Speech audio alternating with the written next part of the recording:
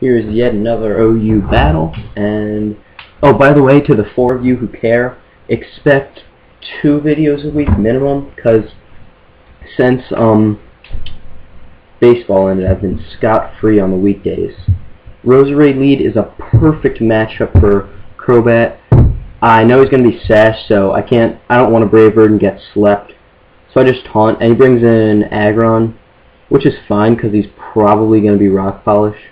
The nickname BKC suggested this edit. He's in here instead of Gliscor.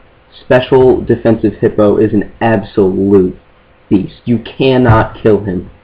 Anyway, his Swampert is going to get his own rocks up, and he's obviously going to go for rocks, but just if he wants to Earthquake or Surf or something weird, I'm not going to risk Infernape, because Infernape in the sand basically has one solid use, and then by then he's going to be pretty low on HP. So I tried to have Crobat just roost stall him basically, since I didn't want to get... I don't even know why I switched out of Slowbro.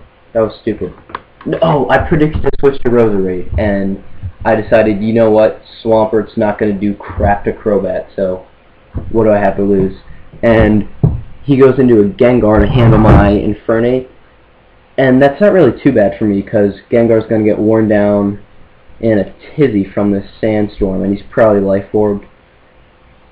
So my main Gengar counter is Snorlax, and he's going to Fire Punch, and 2 of them should take him down.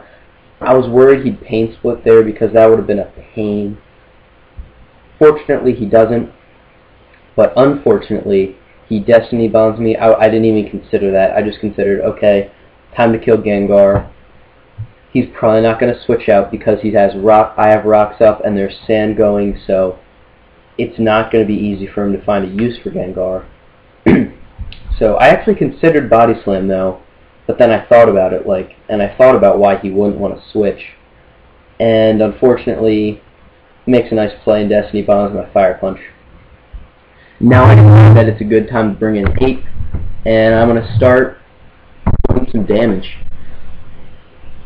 He decides not to start switching around because Gengar was really his best thing to take a close combat. And I'm not in Blaze range yet. I'm like 10 HP short. Around that, maybe more like 20. So I can't KO Gliscor yet. And actually it might have been close. I'm not exactly sure. Anyway, I bring in Slowbro because he's gonna handle Gliscor very nicely. I can Toxic, I can Surf. I believe I try Toxic. And, oh, no, I try Surf. Just fearing a Steel type or anything that I'd want to get damage on. And it brings out an Umbreon, which sucks because that's going to be a real problem. Since I can't curse up with Lax anymore, since he's dead. And I have to Toxic Umbreon. I guess I could have switched to Crobat and started Brave Birding, taunting it and stuff.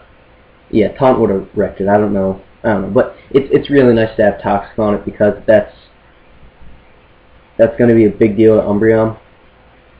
And I see that, from what I've seen, Hippowdon is going to wall the dickens out of Umbreon because I haven't seen Toxic and it's pretty rare. So I'm not afraid of Umbreon because that's the only thing it could do to me. I think I'm still going to Earthquake, and he decides to fodder out Roserade, which was smart because it actually lives in Earthquake. I didn't think it would when he switched it in.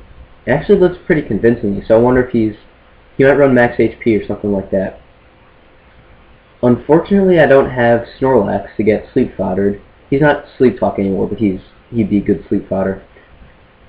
And he misses a Sleep Talk. He misses a Sleep Powder. To me, it wasn't a big deal because I was thinking like, all right, it's just a matter of time before I wear this guys down. But who knows? It could have made a difference.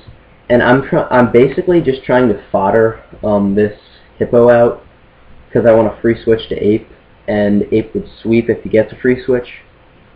Unfortunately, he just doesn't do any damage with Earthquake. All right. My camera fell over for a bit. Sorry about that.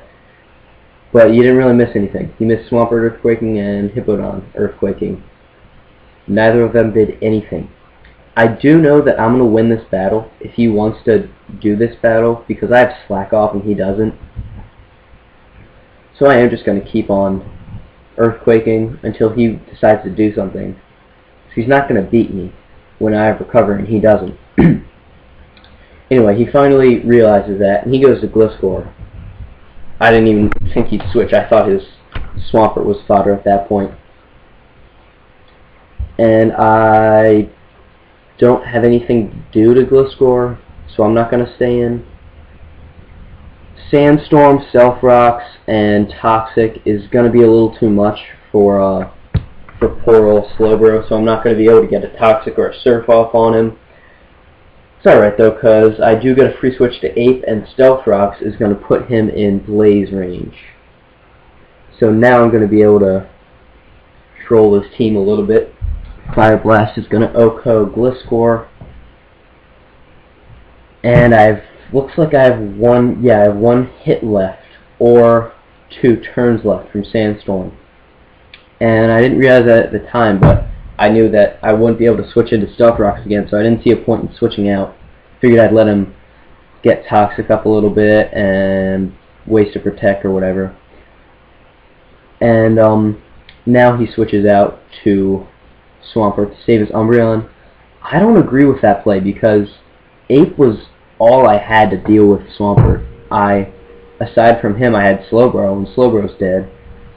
So it would have worked out a little better for him if Swampert was alive, or if Swampert had more health and Umbreon was dead. But I don't know. I guess he figured since Umbreon has Recovery, that'll be better. But Crobat's just gonna finish him off, and he told me to say that he is a much better battler than this. He beat me last time, so don't hold it against him, I guess. And thanks to BKC for